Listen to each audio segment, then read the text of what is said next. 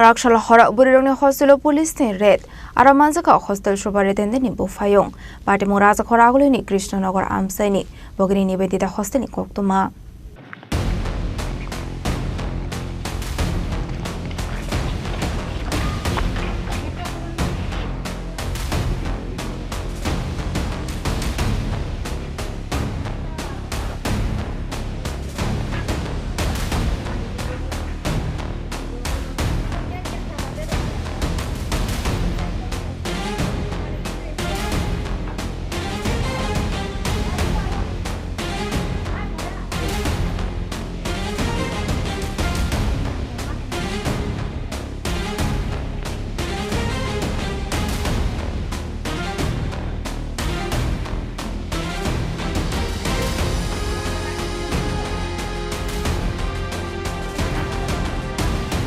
Patimung sumung Aguli Hostel Superintendent Rajakhor Mungoi.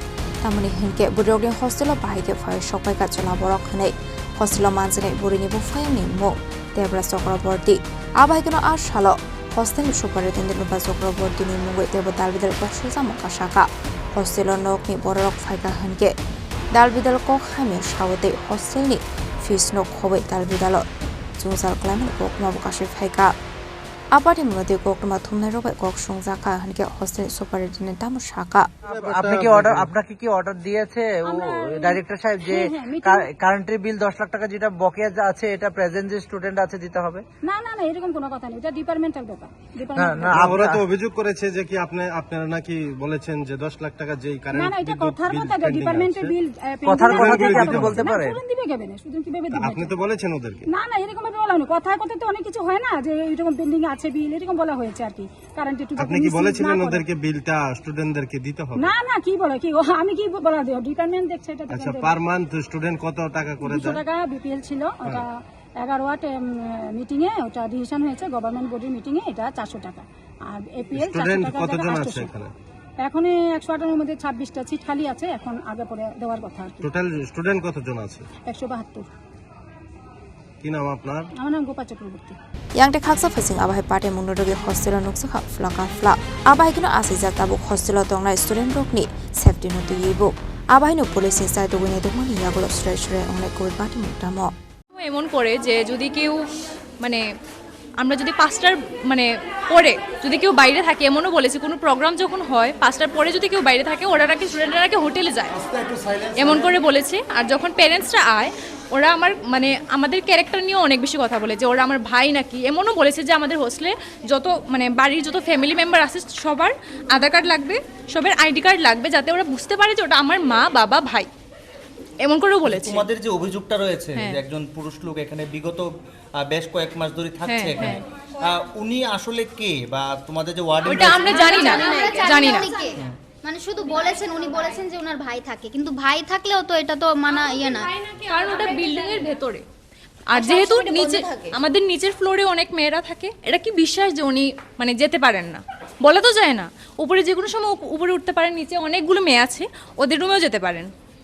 একটি ছাত্রী নিবাসে একটা পুরুষ লোক থাকা কতটা নিরাপত্তাহীনতায় ভুগছো তোমরা? অনেকটা। আমরা যেহেতু এটা গার্লস হোস্টেল, তো আমরা অনেক সময় শর্টস পরেও এদিকে আসি আমাদের কমফোর্টেবলের জন্য, কারণ অনেক গরম এখানে।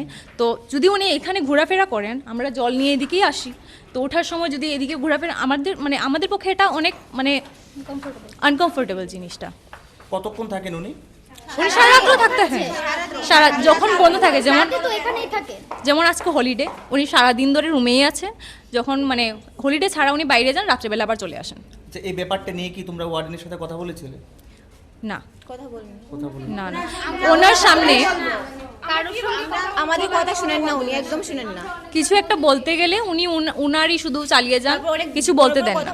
গালি দেন, আমাদের ক্যারেক্টার নিয়ে উল্টো কথা বলে দেন। ওনার কাছে আগের ম্যাম থাকাকালীন ওই পর্দাটা ছিল না, কিন্তু এই ম্যাম আসার পরে একটা পর্দা দিয়ে।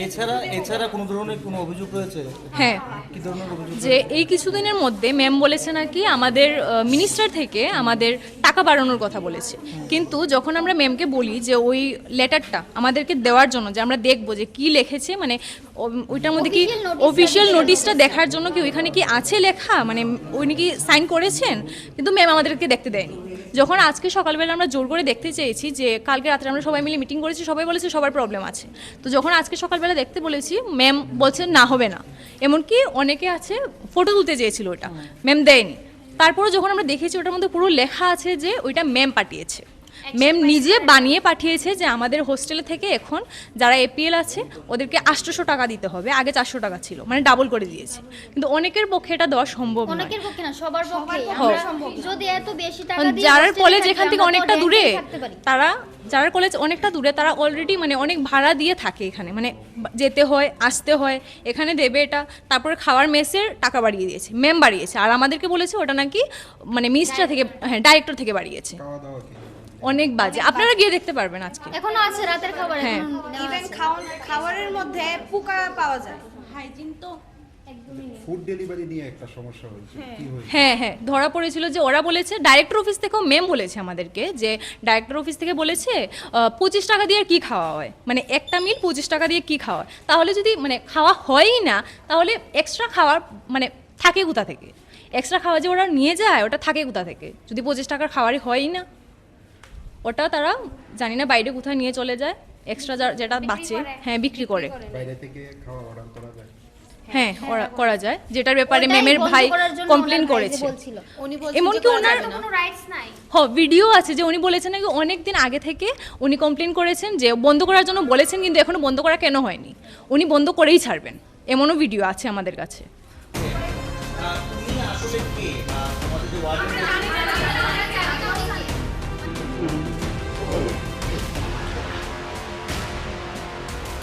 রাজাখর আগুলি মিশনের প্রণামী করতুম চিনি খরাং।